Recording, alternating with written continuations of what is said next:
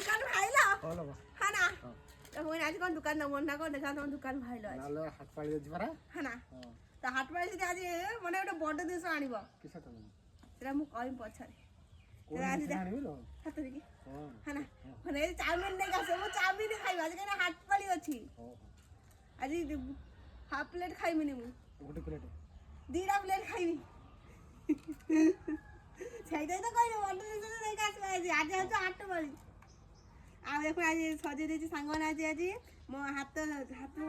ଚଟଣି ଖାଇ ଆଉ ମୁଁ ଧନିଆ ପତ୍ର ଆଉ କଞ୍ଚା ଲଙ୍କା ବୁଟ ପୁରା ବଢିଆ ସଜେଇଛି ଆଜି ଆଉ ଜଲ୍ଦି ପଳେଇ ଆସିବ ମୁଁ ଜଗିକି ରହିଛି